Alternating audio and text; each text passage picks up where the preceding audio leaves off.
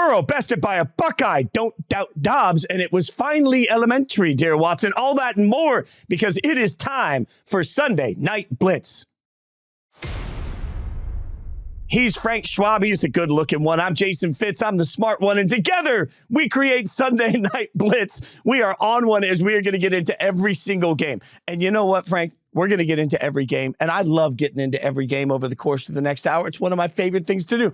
I'm going to be honest. We're taping this just as Sunday Night Football ends. My beloved Raiders win. We'll get into that. But really, I looked today and I kept thinking, man, we got to talk about every game. Like the primetime slate of games, the games that were supposed to pull our attention and show the best of the NFL sucked. So many of them across the board. It has just been a bad weekend of pay attention to me football in the NFL. Look, I mean, the NFL's got to figure this out a little bit better because they did their audience dirty this week. I mean, I get it's tough to flex Monday and Thursday night games, but still, this was basically, if you're just sitting at home single screening this thing, you got Bears against Panthers on Thursday night. Terrible. Just terrible football, right? You wake up early on Sunday. Hey, what game is going on? That Colts-Patriots game was unwatchable. Like, it was like this, you are not serious people moment to me. you watch whatever you get in the early games. The late games, what's the Fox America's game of the week?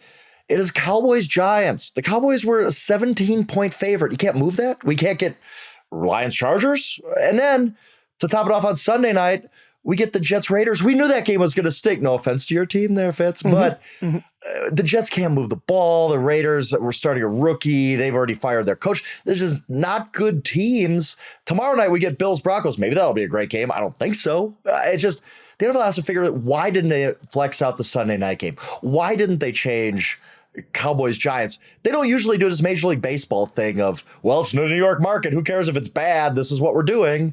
They usually give us good games. They generally try when they can, but they didn't try this week. They're just like, whatever, New York, cool. Let's keep those games. And it was awful football. There were some good games. There were some really good games. Like Houston, Cincy, we're going to talk about. And that Chargers-Lions game was awesome. And even some like under the radar games, like Packers-Steelers was entertaining.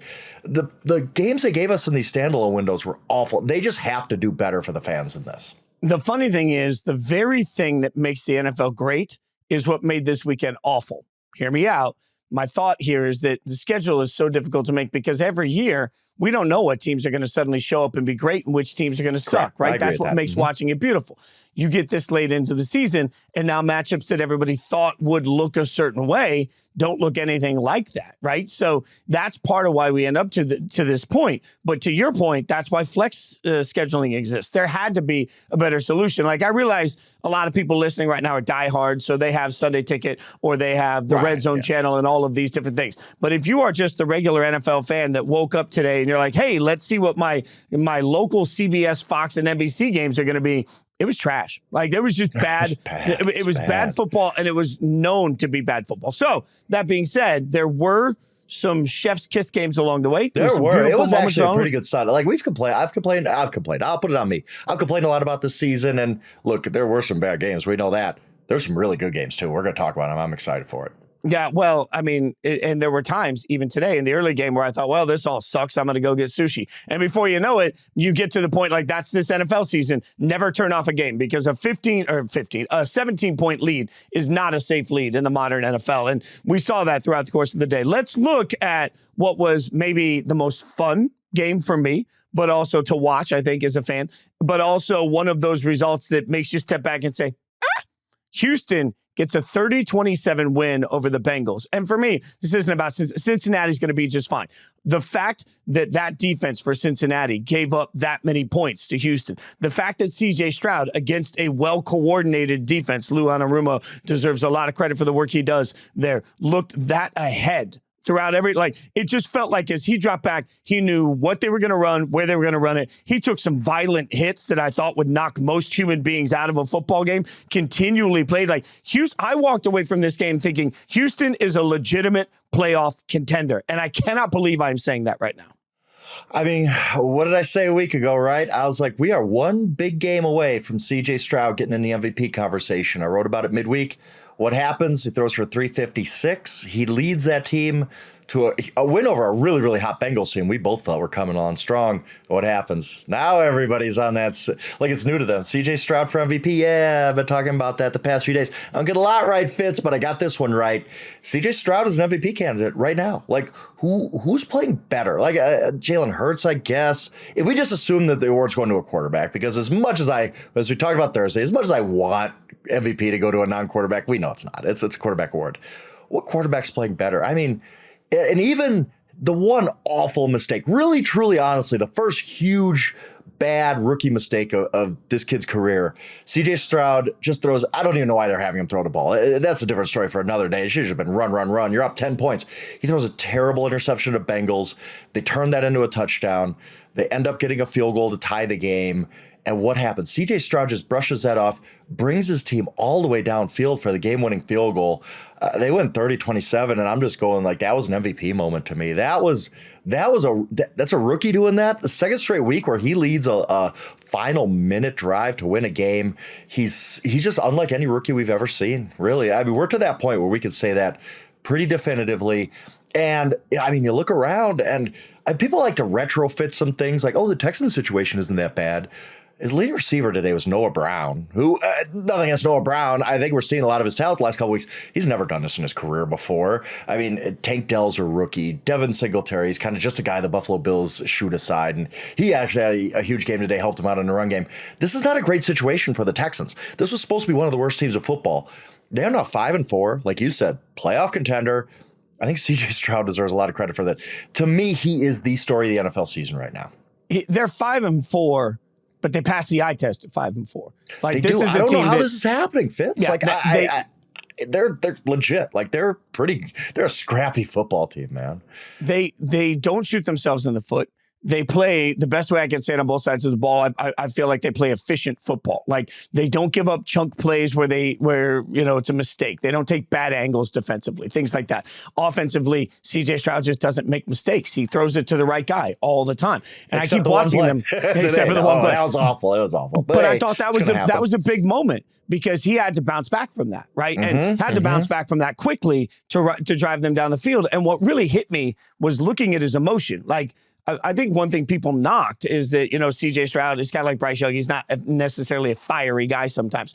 I thought watching him, he just seemed so even keeled through that whole process. So like, yep, through the pick, we'll get it back. No worries. Yep. And guys, Fitz, you know this well. You've been covering this league a long time. Guys at the sideline are the vets. They're like, how's this kid going to react to this? Let's see. Like, he's supposed to be our leader. He's supposed to be our franchise quarterback. Let's just see how he reacts to this. They all notice. They all notice that exactly like you said. He's just, okay, I threw a pick. My bad. Let's go get it back. He's got this, it's unbelievable. He's uncanny. He's got this, Burrow confidence, but not swagger. Like Burrow's got I walk in the room, Burrow feels like a modern Joe Namath. He's got a cool factor, swagger, all of these things. But CJ Stroud to me feels like he's got that same level of I walked into the room, I belong in this room, and you're going to know right away that I'm damn good at what I do. Like he just exudes it. And I thought to have the bounce back moment against a team that I value as much as I value personally, Cincinnati on both sides of the football, was such a huge statement. And D'Amico Ryans just has these guys playing so well. I am literally stunned because at the end of that game, I sat there just on my couch watching, and I just looked at the TV for a minute. And the first thing I said to me and Annabelle, I just looked at Annabelle and I'm like, I think the Texans have a real playoff chance this year. And I'm not saying the same thing. I know the standings say that everybody in the North last week we made a big deal. Every team would make. Look, the Texans are better than the Steelers right now. That is very clear. The Texans are better than most of these teams, like my beloved Raiders that we'll talk about are sitting at 5-5 now. The Raiders are not a good 5-5. The Texans are actually a good football team. And I think this is that moment where, to your point, it's the Heisman-type moment for CJ Stroud, but it's also the awakening moment for the national media to pay attention to the Texans, who may not be on par with the Jags right now. I'm not saying they are, but they are on par with any wild card team in the NFL to me. Yeah, I agree. Maybe they'll run out of gas in the second half here. I keep expecting that to happen, but it doesn't. And you know why? It's because this quarterback they got, it's just special. Like, we are watching something special right now. There have been so few rookies to win MVP across sports. I believe this is the list. It's Will Chamberlain. He did a million years ago, right? Jim Brown's the only NFL guy to do it. He did it in 1957. I believe Fred Lynn and Ichiro are the only baseball guys to do it. Somebody pointed that out on Twitter to me today. And Ichiro has played Japan forever too. So that doesn't even fit. Like, this just doesn't happen where you can legitimately have a conversation of, is this rookie the MVP of the league? And I think look, I don't have a vote. I used to, don't know anymore. Charles does. I think if you were to ask me, who would you vote for? I'd say CJ Stroud. I get the Jalen Hurts argument. I get the arguments for AJ Brown and Tyreek, maybe even CeeDee Lamb. We'll talk about him in a second. But this kid is it's something special. We are watching something special. And his season has been very up and down. He's the one guy who I tune in and I'm like, this guy doesn't look anything like a rookie. It's crazy. Like, what do you, but before we move on, I do want to talk about the Bengals. You take anything from this? I think they looked ahead a little bit. They got the Ravens on Thursday night, and what we thought was going to be this colossal clash, and both teams kind of tripped on themselves. I don't take too much away. I mean, they didn't have T. Higgins. He got hurt during the week in practice. I just think this was a gong game for the Bengals. As I used to cover the Bucs, and George Karl was there, and he said, it's a gong game. We were all like, what does that mean? You bang the gong, you move on, you never talk about it again. For the Bengals, that's it to me. I think they just got caught looking ahead. They came out a little flat. And, usually when they come out a little flat, it feels like they get that kick in the ass, like they needed an energy drink. And usually they get that from Burrow somewhere during the course of the game. That offense gives you the explosion. I mean, this game, to your point you made earlier, and I think it's an important one, this was a 10-point lead at one point with a couple of minutes left, and it felt like this thing was over, right, with halfway through the fourth quarter. Houston was in control for most of this football game. I really felt like the Bengals came out and just weren't ready to match the intensity. I thought the same thing you thought about that Thursday night game. This is sometimes where Thursday night against a rival can create a bit of a trap situation, even in the NFL, because you're prepping for multiple games at once. You're doing all of these things. It just felt like maybe the Texans didn't get the best. And I don't want to say that in a way that takes away from Houston. No, I get that. But I certainly, Mm-hmm. I don't feel like there's a big negative. I still think the Bengals are good. But there is this, before we move on, there is one other thing that I think we have to mention here with the Bengals, that because of their slow start, it makes it harder to have a Sunday like this. Like, they lost a little bit of runway when it comes to being. So I do think that factors in, because playoff seeding is going to matter in the AFC. You can't afford to take these sorts of losses. Yeah, I mean, you look up, they're 5-4. It seemed like, the Bengals are back. And in many ways they were. But to your point, that's a great point. Of your margin of error gets so much slimmer, and now you're 5-4. You go lose to the Ravens on Thursday night. You're a 500 team. You're maybe looking up at the Texans, who now have a tiebreaker over you for talking wild card stuff. So a great point there. It was kind of loss you don't want to take if you're the Bengals. It would be fine if 6-2 you lose. Okay, well, that stinks, but it's a lot harder when you start the way you started this season. So speaking of incredible quarterbacks and incredible moments, CJ Stroud gets his flowers. I also there aren't enough flowers to give Josh Dobbs. And I'm stunned.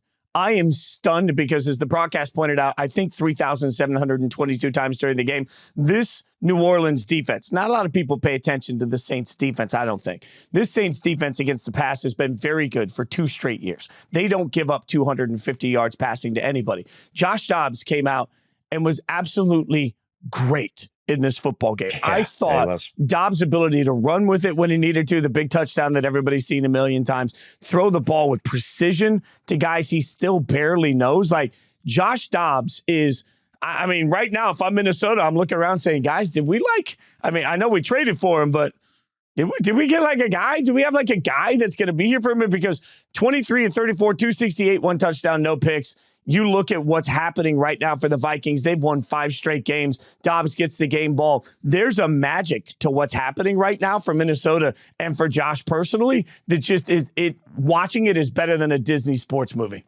It's really cool. I mean, and hats off to the professionalism of Josh Dobbs. This is his 3rd team in 3 months, because he was traded obviously for the Browns and Cardinals at the end of the preseason.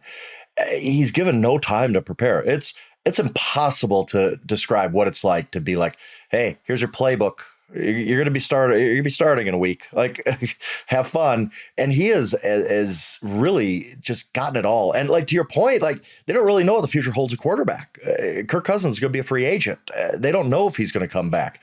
They don't know if he's gonna be healthy. He's coming off the Achilles, obviously. And Dobbs, what he did today, I think he had 220 in the first half. He's doing this without Justin Jefferson. KJ Osborne was held out today, even though I guess he cleared concussion protocol, but they wanted to give him another week, which I give my hats off to the Vikings for that. You're giving all the flowers to Josh Dobbs, and I'm with you, right alongside you. I went a different direction. I give a ton to Kevin O'Connell. Look, last year... You're right. You're right about that, yeah. The Coach of the Year award was screwed up last year. They got it wrong. It should not have been Brian Daboll. It should have been Kevin O'Connell. But we were so stuck on this. Oh, they're so lucky. They're so lucky. They're 11-0 in close games. And they were. I get that. They were going to regress.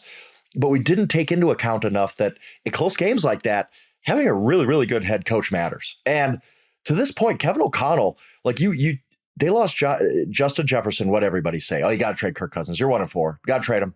They didn't. Right. And then Kirk blows out his Achilles. They're like, the season's over. You're screwed now. You traded for Josh Dobbs, who I get that, maybe the Cardinals, quote unquote, benched him because they were trying to trade him.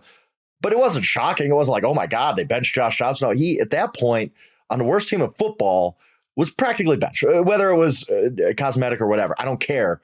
He wasn't playing well for the worst team of football. They shipped him off. Kevin O'Connell gets this guy, again, to replay the story from last Sunday, literally explaining plays into his ear after he calls him into huddle, like, this is what you're going to be doing. That's what he's done with Josh Dobbs and this offense is unbelievable. The Saints have a far better team. If you look roster, you just go guy by guy. The Saints are far better. What was the difference today?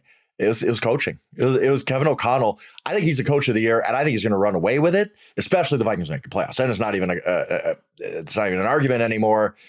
I think the Vikings are going to make the playoffs. As crazy as that sounds, I thought they were like everybody else. When Kirk went down, I was like, okay, that's it. Well, good run, Vikings.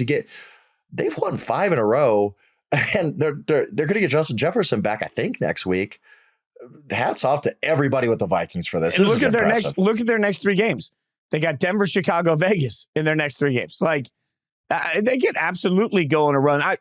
The New Orleans side of this is a little. I don't know what to make of the Saints. Like the NFC South sucks, and they're just not good. If you tell me like what's the most frustrating team to you in the NFL, they both might be in the same division. It's the Falcons and the Saints. The Saints more so that I look at all the pieces and I'm like, this team should be one of the 6-7 best teams of football. Like, you really start to look at the talent they have.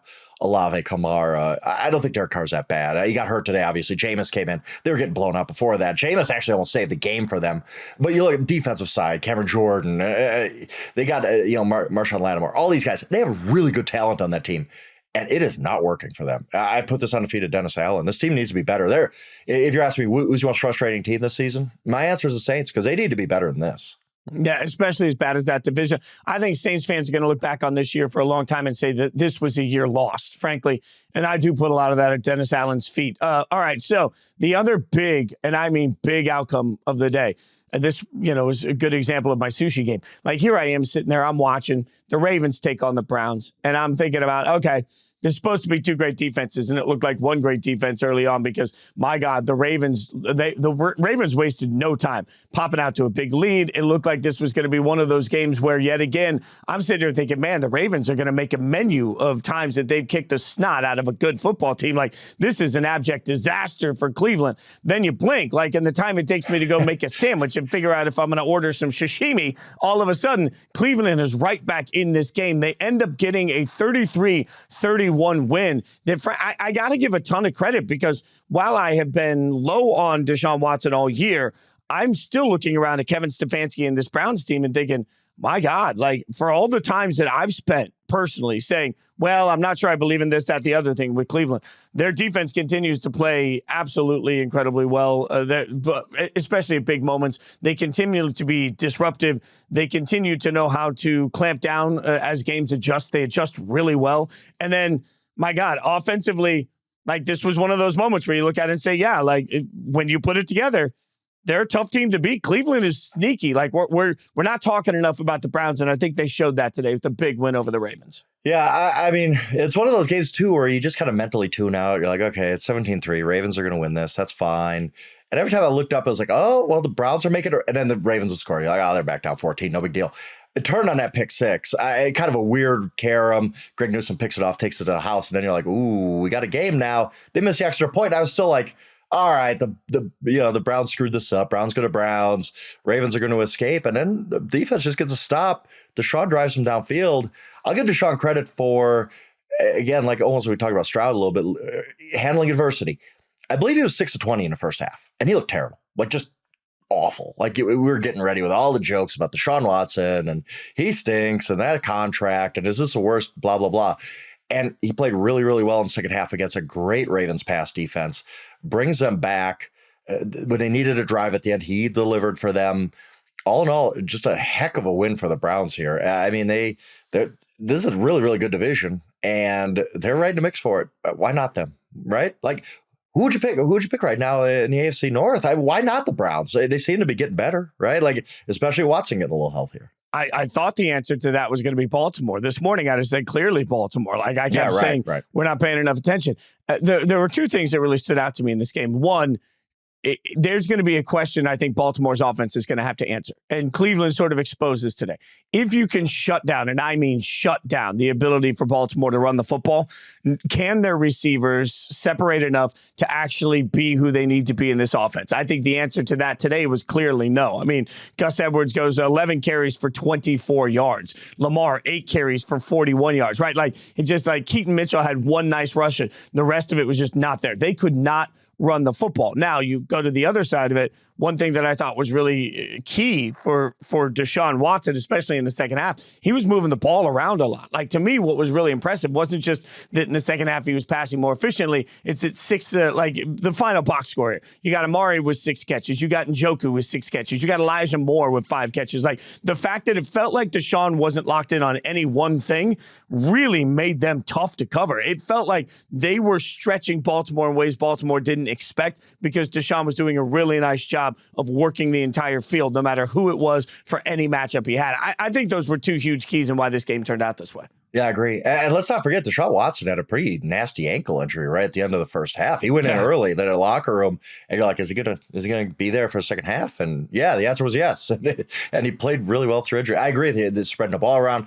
His offense looked good. The defense obviously is great. Where are you at on the Ravens right now? Because man, I'm just frustrated because this whole season has been, and I know this is kind of a theme for other seasons too, but especially this season, it seems like every time there's something good, right? Like the Ravens are the best team in football. Yeah, they just blow out the Seahawks and blew out the Lions a few weeks ago. We could trust the Ravens.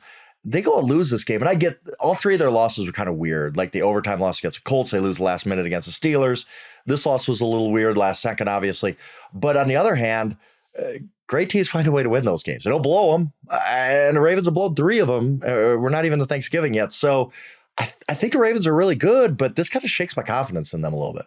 Yeah, I totally agree, only because, I've been sitting here saying, look at all the layers of this offense, right? And how nice a job they've done figuring out how to maneuver Lamar around. And when he moves the pocket, he has better depth on being able to throw the ball further down the field. Like all of this stuff that makes a lot of sense when I watch their offense. Today, I was like, well, damn, like none of that matters if you can't run the football at all. And if you can't run the football at all, now you become one-dimensional. And for me, everything's about trust, right? And because I sit here and I think it's a pretty fair point that I value the brand name of the Ravens receivers more than the actual production of those brand names. So, like, I still think of Rashad Bateman as who he was coming out of college and being a good wide receiver. I don't think he is. So, like, they have one guy. Zay Flowers is the one guy. So if you're a defense, and, I've said this a million times, but I think it's worth repeating. Like Harry Douglas, my buddy wide receiver, always said that the first thing you do in your meetings every week, you sit down with your coordinators, and they brought up on the teams he was on, they always brought up game wreckers. And so, like, who are the game wreckers on the other side of the ball that you have to account for? And that's the first day of installation every week, was how you account for game wreckers. And I was watching the offense today thinking, man, the only wide receiver that would even come close to making the game wrecker label for the Ravens is Zay Flowers. So, like, you got one guy you got to worry about. In modern NFL offenses, you got 3, 4, 5 guys you got to worry about, right? So it's just, I have a trust issue now with the wide receivers being such a non-threat that I feel like teams are just going to stop worrying about, like, okay, cool, let Zay go get his. He can go get 6, 7 catches for 120 yards. I don't give a damn. I'm not going to let Andrews go off, and I'm going to stop the run game. And if I do those things, I beat the Ravens. Like, that seems oversimplified, but I think today we at least saw that blueprint, and it hurts my trust. Yeah, you're right. And as much as I say, you talk about the running game, and I agree. And I'm sitting here saying Keaton Mitchell's your answer, right? Like let's see what he has. Like but he's still a rookie, right? Like you're all of a sudden trusting him and Flowers as basically your wide receiver one and your running back one. That's not a great combination for Lamar to be working with. As much as I like Keaton's game breaking ability, that run he had today, the touchdown run was awesome. But as you pointed out, he didn't do anything else. So I don't know if he's really the answer. I don't know if Gus is. I like Gus in theory, but he's not elite, obviously. But this is your hand you're dealt. There's trade deadline's gone. Like you're not getting anybody else. These are your guys. So usually we would do this on Thursdays, but I'm just going to throw this to you now. If you had to power rank the AFC North, we all know Pittsburgh's at 4, but after that, what are you doing? Because I've got trust issues with the wide receivers of the Ravens. I've got trust issues with Deshaun Watson. And today I saw a really weird Bengals team. So I kind of still I think I want to go Bengals, Ravens, Browns in that order, like Bengals 1, Ravens 2, Browns 3, because my trust of Joe Burrow. But I don't know. I genuinely don't know how to separate those teams. Right. And the funny thing is the Browns had that dominant week 1 win against the Bengals, and they just beat the Ravens in Baltimore. So how do you put them 3? I agree with you. The Steelers are 4. We'll talk about them in a second. But I don't know. I don't know what to do with the Ravens now. I really am. I was, spent all week. Ravens are the best team. Ravens are the best team in the NFL. Now I'm like, are they even second or third best team in the AFC North? I don't know. Like, I don't know. I'd probably go if I respect this, by the way. Before you give your answer, I respect the hell out of this. Like, we live in a society where everybody wants to come in and immediately say, have a stance and let's argue about it. One thing that I like as we sit here and break this down is I think it's okay to say, hell if I know. Just throw up your hands. Hell if I know. These 3 teams play the rest of the season out. They probably all win a division 33% of the time, right? Like, it is kind of one of those deals. I'd probably I'm going to just, because I don't like overreacting to one game and a weird pick 6, I probably still have the Ravens 1. I guess the Browns 2, the Bengals 3, but I don't feel very confident in that order at all. I like the nuance of all of this. All right, if you're new to the show, we're going to break down every single game from the day, which means we got a lot to get to. We should start getting to some of the rest of the action, and I'm going to start mostly by trolling you, my friend. I am going to start by trolling you because, as was pointed out by one of our colleagues at Yahoo Sports, you had some mighty hefty praise recently that you heaped on the Jacksonville Jaguars. I sat there. I was prepared today. Like, I make this joke all the time, but I got, I've got a buddy that's done a bunch of food TV stuff. And I always say, I'm going to call him and be like, hey, can you give me a good recipe for crow? I thought I was going to have to eat crow on Brock Purdy because it hasn't looked good for a while. San Francisco, Jacksonville's hot. I sit down. I'm ready. I got my popcorn. I'm like, let's watch an ass kicking. I did not think that ass kicking would be San Francisco looking like the 49ers of the first month of the season. The Jags looking like the Jags, curiously, of the first month of the season. And a 34-3 butt whooping. Did your opinion change on the Jags today? It has to, right? Like, you don't get blown out like that. Like, that was absolutely uncompetitive. They were never really in that game, offensively or defensively. Their defense had been good up until Sunday, and they just got torched. I mean, Brock Purdy looked good again. Having Debo back I know he didn't jump off the stat sheet today, but just having him back, I think, is a massive deal for the 49ers. Trevor Lawrence admitted this was one of the worst games of my career, and that's still where we are with Trevor, where we all want to buy in. Like, we like superstar quarterbacks, but these superstar quarterbacks, really the difference is they don't have these bad games that often. And with Trevor, it's always like, okay, well, there's a bad Trevor game. It's happening too often still. He should be, I mean, I get it. The 49ers are a very good defense, but this was a bad game for Trevor Lawrence, no doubt. Where's Calvin Ridley gone? Like, he is not a part of the offense right now. ETN was bottled up today. Again, really good 49ers defense. The 49ers looked like, okay, we had that lull, but we had a bye. We got our stuff together. We got some guys healthy. We're going to be this team the rest of the year. But I hate the buy-in on anything in the NFL this season because it all changes week to week. But this looked more to me. It said more to me about the 49ers and the Jaguars. I think Jaguars still going to be fine. I still think they're going to win that division. I still think their upside is a little limited as far as championship contention. To me, this was a 49er saying, if you were worried about us, don't, because this is really who we are. I think it's remarkable that the 49ers, Debo comes in, Debo plays well, right? They look as an offense like we saw them look early on in the year. Brock Purdy looks smart, and I keep using the word efficient with the football. I thought, for the most part, And, the numbers are good, but not sensational for Christian McCaffrey. Like, I thought for the most part, Christian McCaffrey was kind of quiet in this game compared to the Christian McCaffrey we're used to. And in fact, I'm looking here to make sure I didn't miss anything. He didn't score a touchdown. So the touchdown streak for Christian McCaffrey has come crashing to a halt. Did you see the end, Fitz? Did you see it? So it's 34-3. And somehow I had lost because Fox switched away from the game. So I'm kind of just watching it peripherally. They got the ball on the 10-yard line. I think it was about 2.5 minutes ago. Purdy's out of the game. Samuel's out of the game. They have McCaffrey in there and they gave him the ball 3 straight times.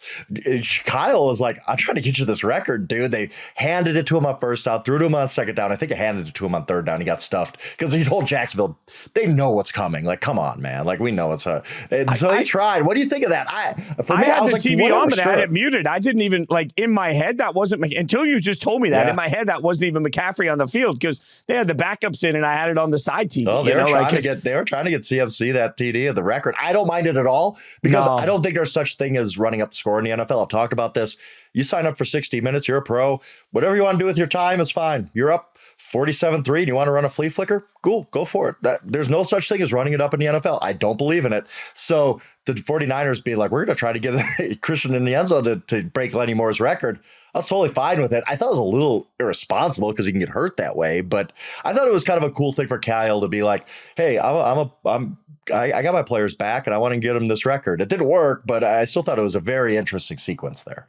Yeah, that is. Shout out to Chase Young, by the way, who was not like some great disruptive. Oh my God. It wasn't like, we weren't watching the second coming, but I thought he was impactful. And I think sometimes we forget that it's not as simple as like go out and rush passer. Like these defenses are called a certain way. There's work that has to be done. So it was really interesting to me watching pre-snap how much his head was looking to the left because obviously people were like pre-snap, he's looking and it's being translated to him just like Dobbs is being translated. Like he needs the other D lineman to be translating to him, but he made a couple of plays there. And I think it's just a reminder of where San Francisco's defense is headed. So I think, kudos to the 49ers, big win. Obviously they get there. I want to save one game for later. I'm just looking here at some of the action, but let's go next to a game that I wasn't stunned by, but a little bit of a comeback to earth. The Titans get beat by Tampa Bay 20-6. I don't think that this was some, oh my God, I can't believe they got beat 20-6. I do think this is where I'm going to, again, at least tip the cap to myself, toot my own horn, toot, toot. It takes a little bit on a quarterback. So, I'm not saying Will Levis isn't going to be great. I just think this is a reminder that now that teams are going to get a couple of weeks, they're going to start showing them different things. A very smart defensive coordinator came out with a smart defensive game plan that was tough for a rookie quarterback. There's your headline. I don't think it needs to be the end of the world for Will Levis, but I think it also was a reminder of why people presumed, oh man, Will Levis is going to come and he's on fire. He's going to carve up this Bucs defense. The Bucs are a little better than we presume. Will Levis may not be as good as people were giving him credit for after just 1.5 weeks, basically. So maybe this normalizes some of that. Yeah, a little bit. I agree with you on everything you said there. I mean, this Titans offense just was terrible. I mean, it was tough to watch. Derrick Henry got bottled up. DeAndre Hopkins didn't really do anything. And like you said, Levis really struggled. This was his come back to earth game. He's going to have those as a rookie. Maybe we overreacted a little bit to how he played against the Steelers a couple Thursday nights ago. It was fine. Wasn't great. We're trying to overpraise him because we want the next big thing. This is kind of probably who he's going to be the rest of the season. I still agree that he needs the rest of the season. Ryan Tannehill, he's been even worse than this, so he's not helping. You might as well get a good look at Levis the rest of the season, but I don't have any pretense that this Titans team is going anywhere. This is kind of just who they're really going to struggle the rest of the season. They're just not ready for this. Can I not, though, call into question here, Will Levis's final line 19-39 on a game that they lost 20-6. And I think a lot of times people will say, well, you threw the ball a bunch because the game was out of control. This game for at least much of the first half and at least half of the third quarter was pretty in control. It just felt like they were putting way too much. I realized that Derrick Henry, to your point, 11 carries, 24 yards, averaged a whopping 2.2 yards per carry. Tyjae Spears, not much better, right? So, there wasn't a lot of good running of the football. That was pretty obvious. Tampa Bay came in and said, hey, we're going to make sure that they can't run the ball, and we're going to try and mix up what our secondary is doing in a way to confuse Will Levis. The hell you doing having your rookie quarterback throw 39 times in a game where he's not getting a lot of love? I question the coaching in that situation also. Yeah, I get it a little bit from the aspect of the Buccaneers run defense is really, really good because Vita Vea is a freak and might be the most underrated player in the NFL. He's just unbelievable. Like, he just clocks out the middle. But to your point, you can't put your rookie quarterback in that situation. This game, it was like the score was 13-6 for a long time. But sitting there watching, like, I picked the Titans and I'm like, there's no way they're going to win this game. It's a 7-point game, and you just knew. Like, it's one of those games where I think the Bucs knew that too. Real quick, hats off to Mike Evans. Man, he's good. Like, everybody was kind of pouring dirt on him this year and be like, oh, he doesn't have Brady anymore. The streak of 1,000-yard seasons is going to come to an end. He was the best player on the field. He's a first ballot Hall of Famer, I think. Like, he's getting to that point. He's just an amazing player. He dominated this game. He really took it over. And it's interesting. I mean, the NFC South is still there for the taking. Like, the Falcons are a massive disappointment. We're going to talk about the Saints. We talked about being very frustrating. Why not the Buccaneers? I mean, they've kind of kept their head above water. Should have won last week. Yeah, they blew it against C.J. Stroud and the Texans. But they're pretty close to being the team that kind of maybe takes over this division that nobody wants to win. Yeah, and by the way, I love redemption stories. So Mike Evans being great also has helped Baker Mayfield. I'm not going to sit here and say that Baker's turning around and suddenly he's Kurt Warner. But I got to give credit to Baker Mayfield, who I think has done a nice job of managing this situation pretty well and has made the most of this opportunity. You mentioned the rest of the South. Let's stay there for a second because the Falcons had a big opportunity against the Cardinals. Now, clearly, Kyler Murray making his return was going to create some wrinkles, and that was going to mean you're going to have to defend some things differently. What's interesting to me about this game is that all the way down to the wire, what we were seeing is something we've talked about on the show, I feel like probably half a dozen times. An Arizona team just playing like they cared. I mean, Arizona wins 25-23. A win was not a good thing for Arizona if all you care about is draft status, right? I think this is a reminder that Arizona is out here trying to win games. They're out here trying to see who Kyler Murray can be. They're trying to get the best of him. He had a couple of throws he missed, a couple of wide open guys he missed, but I kept sitting here thinking, man, maybe a little bit of grace on the fact that he hasn't played a lot of football for a year, obviously. I think that stuff cleans itself up over the course. But I was pretty impressed with the way Kyler looked. I was too. I expected it to be rusty. I thought the Falcons were going to win this game just because of that. Because A, the Cardinals are a bad football team. And B, Kyler's playing his first game since last December when he tore his ACL. He looked good. He's moving around like normal Kyler. He ran the ball well. He had a touchdown. I was really, really impressed. I'll tell you too, there's just some things that annoy me because if me and you sitting there watching NFL Sunday Ticket could see this, why can't coaches? For like 5-6 weeks of the season, I'm like, why are they throwing the ball to Zach Ertz so much? Does Trey McBride just stink? Like, you drafted this guy, I believe, in the second round. Is he's just not good, I guess? Okay, whatever. No, once Zach Ertz went down, Trey McBride's like, I'm one of the NFL's best tight ends. How didn't you see this before, Cardinals coaching staff? So it's almost frustrating to see Trey McBride do so well. Yeah, well over 100 yards today. Because it's like, why didn't you see this? Why were you force-feeding Zach Ertz for the first 6 weeks of the season? But whatever. He's a nice weapon going forward for them. I think Kyler's back now. And like you said, you can get an evaluation for him the rest of the year. A good day for the Cardinals, even though, like you said, yeah, draft status. But teams don't take. Kyler Murray doesn't want to lose games because you know what? They're going to draft his replacement if they get a top 2 pick. On the other side, though, the Falcons, I know for the full season they have the easiest schedule in football. I think they've had the easiest schedule in football to this date as well. They're 4-6, I believe. I think that's where they're at. Arthur Smith, he's going to lose his job, man. And this wasn't your, hey, I gave the ball to Tyler Algier 4 more times than Bijan. Like, Bijan was a big part of this game, played well, and they still just lose. Like, they're just a very disappointing team. And I know, Heineke got hurt, they had to put Ritter in, but Ritter actually showed some things. But this is just a team that just kind of leaves you like, why can't this team win more games? They're losing games against teams they should be beating if you want to be in the playoff race. Maybe they're the easy team on everybody else's schedule at this point. I think that who they're losing to is important here. 3 straight losses to the Titans, the Vikings, and the Cardinals. And the Vikings get the asterisk because that was Josh Dobbs. Hey, go in, do what you can do. You've been here 4 days, but whatever. So that it's not even like losing to the Vikings. It was like losing to the Vikings JV team at that point with Dobbs playing quarterback right off the bus. If you extend it back a couple of weeks, they have the win over Washington the week before that.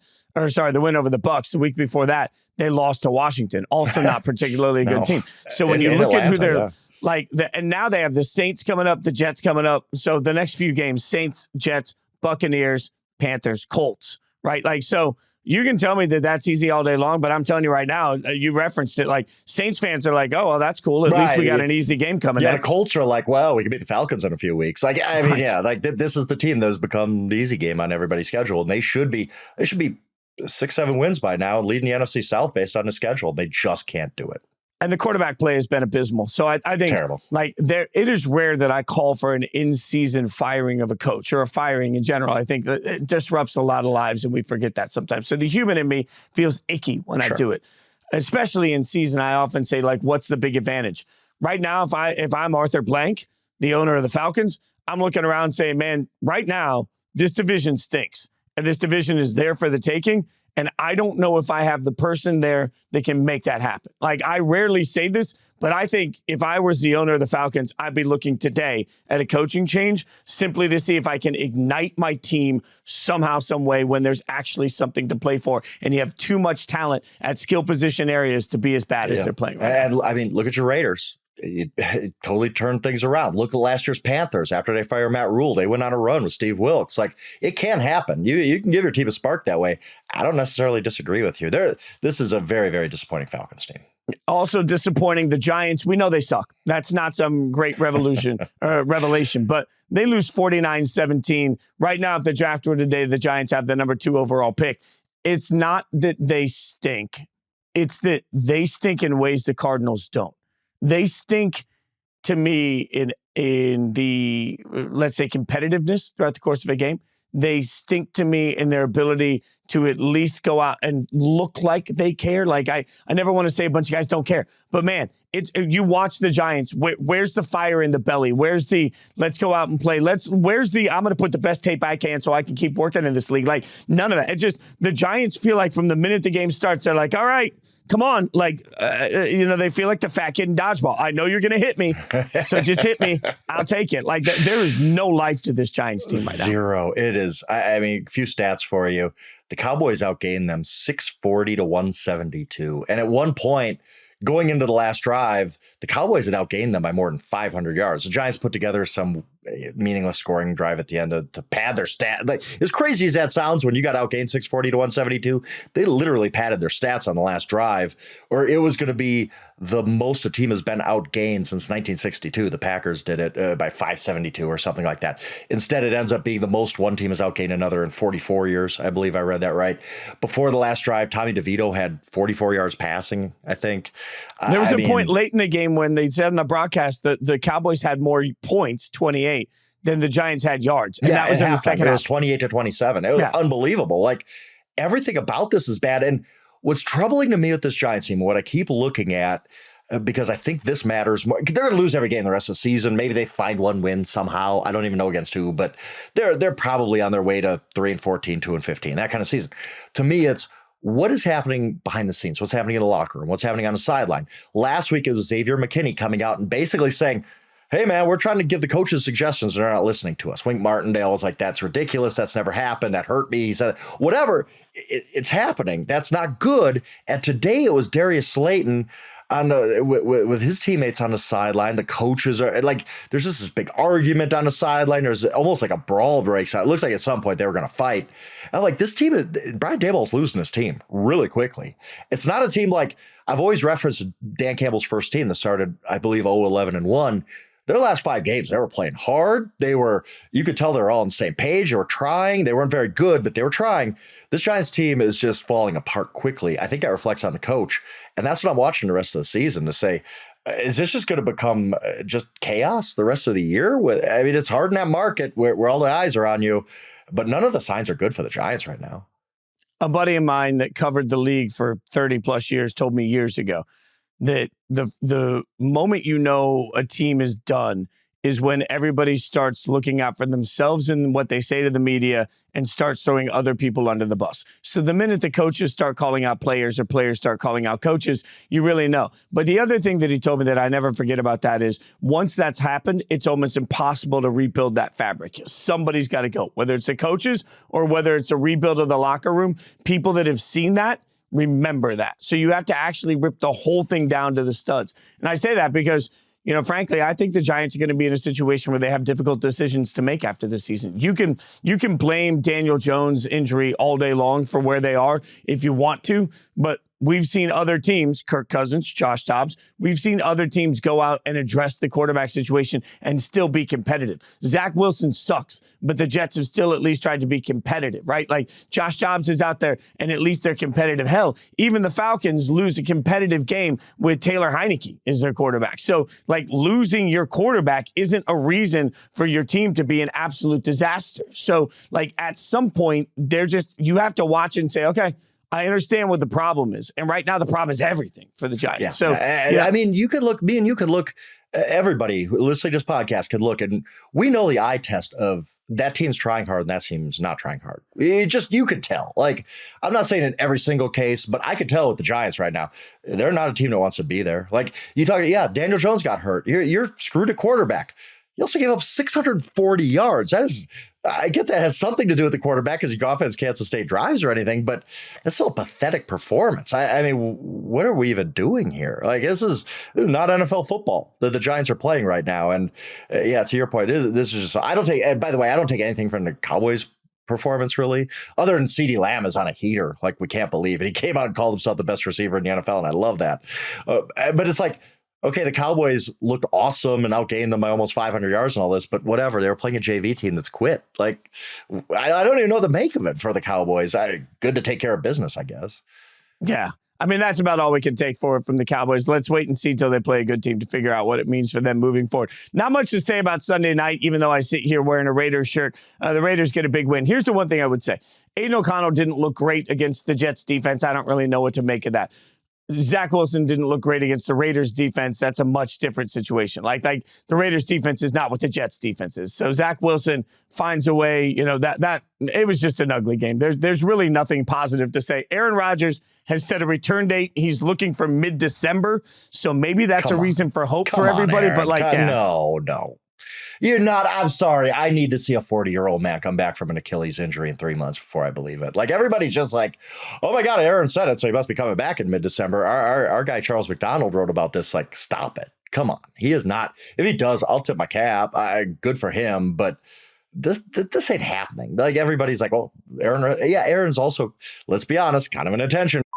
Not getting much attention, and he could say, I'm coming back this season. Everybody's like, oh my God, what a story. I ain't believing it. I ain't buying. Maybe you're buying it. Maybe it'll happen. And Aaron can say, hey, I came back from an Achilles injury in 3 months like nobody else in the history of anything has ever done.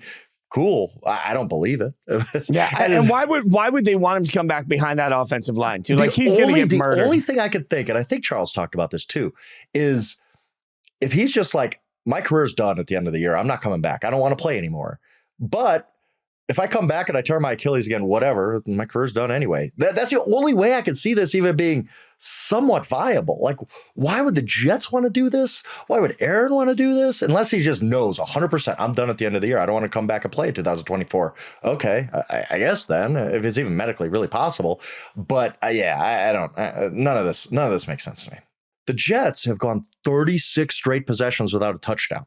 36, Fitz. Like, that's unbelievable in the modern NFL that you can go 36 straight possessions without a touchdown. There's a play, and you know it well. Zach had a great run down the sideline, and he looked like he scores the second quarter, 24-yard touchdown. And the moment I saw that he stepped out of the 3-yard line, I'm like, they're not going to score a touchdown here. And they sure didn't.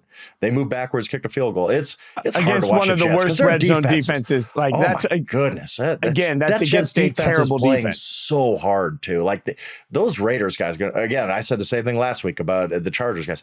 Those Raiders guys going to wake up on tomorrow morning and be like, man, we were in a game like that. We got hit hard the whole game. That Jets defense is nasty, and you just got to wonder what's going through their minds of, can't we get one touchdown drive? One touchdown drive wins a game. We got you the ball back. We stripped Josh Jacobs of the ball. We got a 3-and-out when things looked really bleak after as Zach absolutely telegraphed that interception to Robert Spillane.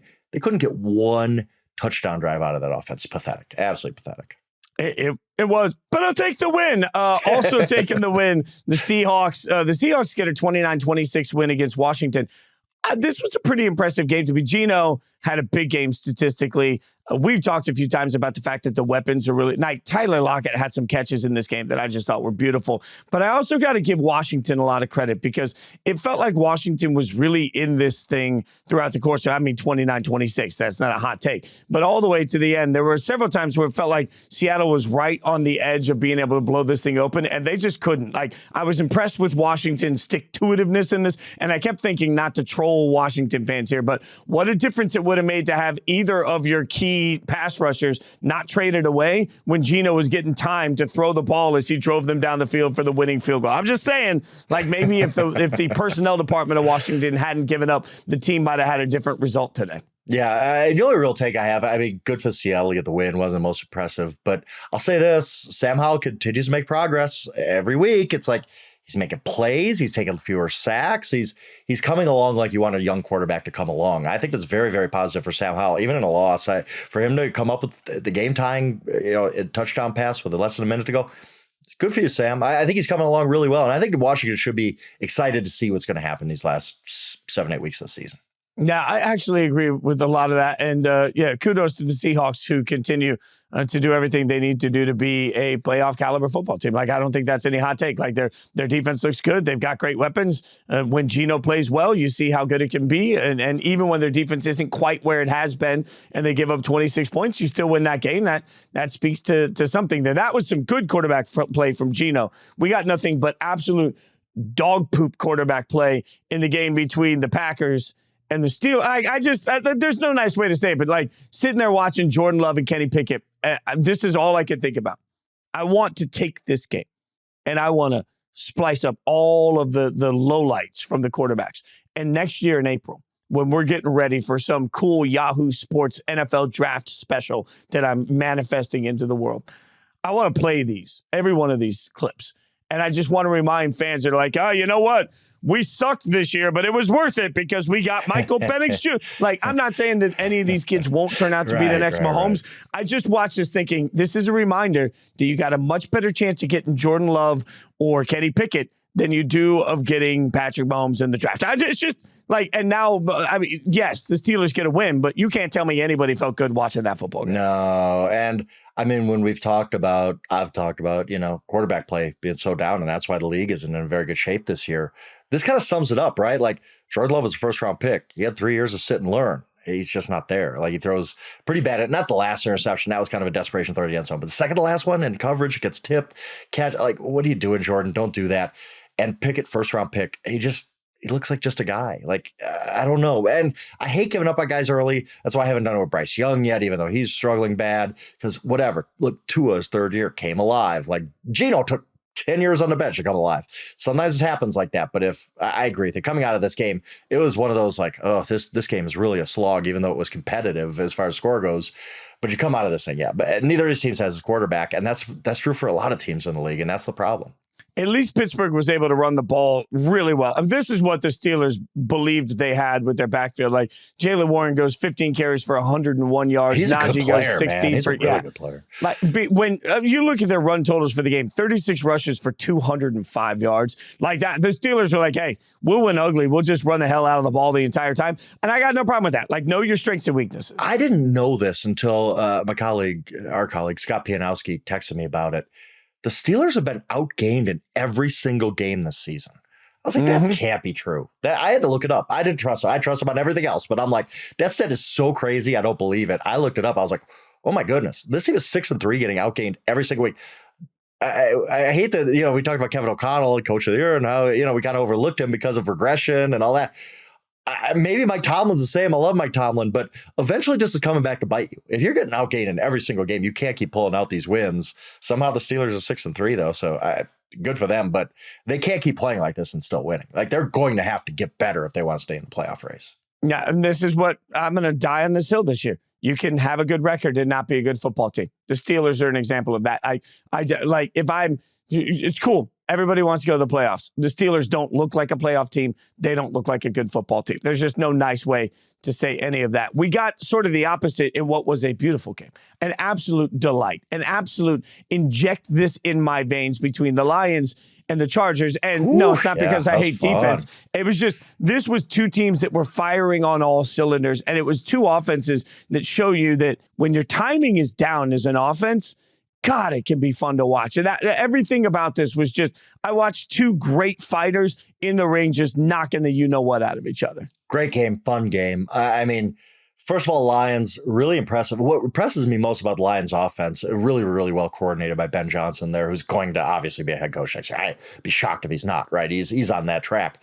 If they decide, hey, we can run the ball and beat you, they can certainly do that. They have two stellar running backs and a great offensive line. And then when Jared Goff needs to make plays, he can. He had 333, I believe, in this game. The great play action. They give him the lead late in the game. It was just, and you know, they drove down at the end and got it. It was such a Dan Campbell thing to be like, you know, there's like a minute 45 to go. We could try a 44-yard field goal here, which Charlie Patterson could probably hit. We're going to go for this thing because we don't want to give you the ball back, and we're going to get it. And they sure did. Like, it was so ballsy. It was like, we're not taking the go-ahead field goal right here. We're just going to go win the game. And they did. Sam Laporta makes a nice catch. Dan Campbell's awesome. Like, he really isn't. Along with Kevin O'Connell in a Coach of the Year conversation. Not in a Coach of the Year conversation, though. Brandon Staley, man, like, you were supposed to be a defensive guy. And you're not. Your defense is not very good. You're wasting another year at Justin Herbert, who I thought was excellent in this game. I think there's been some weeks where I've been like, you know what? We're overrating Justin Herbert. We need to look at the bad too, and all these fourth quarter interceptions. In this game, he was awesome, and they just wasted it. And that's kind of the Chargers right now. They're wasting away Justin Herbert on this defense that they can't stop a nosebleed. That's eventually got to fall at Brandon Staley's feet and probably cost him his job if this doesn't turn around. Oh, yeah. Well, and I think, look, this was a key moment for the Lions because they had the big win over the Chiefs week 1. We talked about that. But when you and I did sort of our mock exercise of the NFL playoff committee were it to exist, when you really look at the schedule for them, other than that win against the Chiefs without Chris Jones and without Travis Kelce, we all know that, right? And then the rest of the schedule, they've mostly beat up on bad football teams. I think it was key for them to come out and say, no. We can do this. We can stop relatively. We can get the stops we need when we need them against a high-powered offense, very college football mentality there. And we can also put up a bunch of points there. I think that there's some emphasis to like, hey, in the world of showing that you aren't the same old Lions, you got to win this game to do that. You've got to be able to go out and beat them. And by the way, the Chargers fall below 500. Like, I just finished saying there's nothing to take away from the Raiders win. Let's acknowledge the Raiders are in second place in the AFC West right now. That's crazy. That's a statement to how much waste is happening for the Chargers right now. You can't be that talented with that quarterback making that kind of money and suck that much so often. Yeah, and it's just the same story over and over at the Chargers. They need a reset. I mean, the talent's there. We all talk about the talent. It's not happening for them. They need something to change there for sure.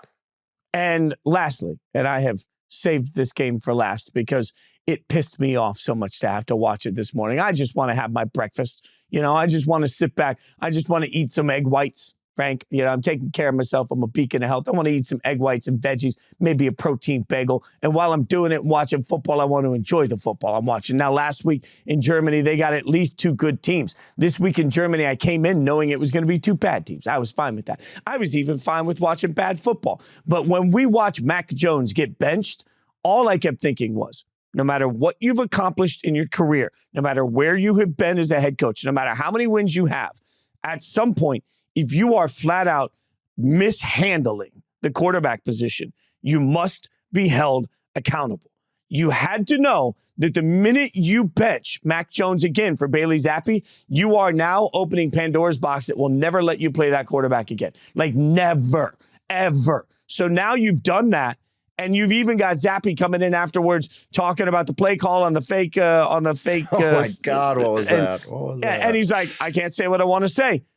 Man, there's such a mutiny that you've got the backup quarterbacks willing to say, I can't say anything about it. Like, you want to talk about lost locker rooms. If that coach didn't have the name he has, there would be absolute just thunder of the gods calling for his job all over the place because of the mishandling of the quarterback position. Belichick should still be held at least accountable in some court of public opinion on it.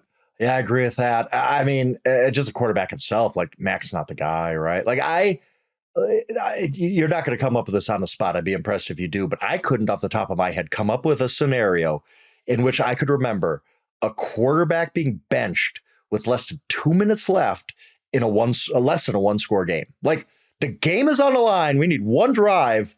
And you know what? We're bringing in the backup because the starter is so bad. We can't watch this anymore. Like, literally, it was Bill O'Brien, one of the Bills, saying, we just can't do this anymore. I can't watch this guy play quarterback anymore. After he threw that interception to Julian Blackmon, where he just got nothing. Like, Mike Gesicki ran a great route. He's open in the end zone. It's not even a long throw. And Matt just somehow leaves it so short that it was like Julian Blackmon was their intended receiver at the goal line. The Patriots just were like, we don't care if Bailey Zappi gives us no chance to win right now because he's coming in cold with a minute 38 left or whatever it was. We can't watch Mac Jones play quarterback anymore. I think that's it. Mac Jones is not their starter anymore. Like, you can't do that and go back to Mac Jones. Like, that was it. Like, that was, to your point, I fully agree. That was a moment of, we are done with you, Mac Jones.Maybe you got to play again because Bailey Zappi gets hurt or something, but we can't watch you anymore. And I can't come up with it. If somebody, hey, leave a family-friendly voicemail for us, leave some comments, email us. I can't remember a quarterback ever getting benched in that scenario before. This is The Hangover being one of my favorite movies of all time. I quote it all the time. This is the not you fat Jesus moment. Like, the minute he gets up and he starts coming, it's like, not you fat Jesus. Like, and there's no walking it back. And that's the craziest, like, whatever frustration they had and whatever the want was, obviously you want to win football games. And I understand all of those things, but you can never start them again. Like, there's just never going to be an opportunity. And maybe that's okay. And maybe that's where you were. But at some point, if that's any coach not named Bill Belichick that does that exact thing of benching their quarterback with that much time left in that situation. A 4-point game. And you're the person that picked that quarterback. You're the person that didn't address the backup quarterback position in any way during the offseason to help you. You're the person that wasn't able, even at the trade deadline, to go out and get somebody that could help you have a better situation if you don't have the guy. You're the person that got you in this situation, Bill Belichick. And now Bill Belichick, the coach, is hamstrung by Bill Belichick, the GM. And Bill Belichick, the coach, is turning around and benching the guy at the end. Like, there's no walking this back. And it is proof that right now today, the Patriots are an absolute disaster. And if the Patriots are a disaster, they're going to have to look in the mirror and figure out, do they have the right guy to fix that disaster? And I no matter what's happened in the past for Bill Belichick, I keep saying this, the question's got to be for the next 5 years, can he win you a Super Bowl? Right now, what proof is there that the answer to that is yes at all? Yeah, real quick, because I know we're going long, but this is an interesting topic. First of all, do you think Belichick makes it to the end of the season? I know there's some rumblings of if they lose, and this was an ugly loss. Like, if that was in Robert Kraft's mind, that game we just saw didn't change his mind at all. It wasn't some, you just barely lost, but a great moral victory. No, that was terrible. Does Bill Belichick get fired during the season? And if he gets fired at some point, do you think he ever coaches again? Like, I don't know. I've thought about this. His age, it would almost have to be some short-term thing. Like some team out there the Chargers, right? Chargers need a new coach. Like, of course, Bill Belichick is better than anybody else you're going to hire. He has 300 wins, but does he want to do it? Do the Chargers want to go down that road I think he's going to be 73 next year? Like, those are the two questions. Does he get fired during the season, and does he ever coach again? I don't think he gets fired during the season because I think he's accomplished too much for that to happen. I don't think he's with the Patriots next year. So then where does he go? And whoever hires him would have to be hiring him for the very same reason he's being fired. Like, he'd have to be hired with full creative control, right? I don't know that you're going to see that. So, I feel like the best solution for him is to take some advisory role, some Parcells like front office role somewhere where he's just a figurehead in the room that can offer his opinion. But also requires swallowing. Go on your boat if you're again, you're in your 70s. Like, you're not just going to be hanging out some advisor like Coughlin with the Jaguars for a while or whatever. It's going to be fascinating to see what's next. But maybe Bill himself is just like, you know what, I've had a good run, I'm retired. But if he wants to coach again, there are a lot of teams, most teams, that's a coaching upgrade. It's Bill Belichick. He might be the greatest of all time. I think he's greatest of all time. But who? It's a very like specific situation in which he'd have to get hired to a team that just needs a short-term fix and is willing to give him full creative control. Like, it's a really, really fascinating situation.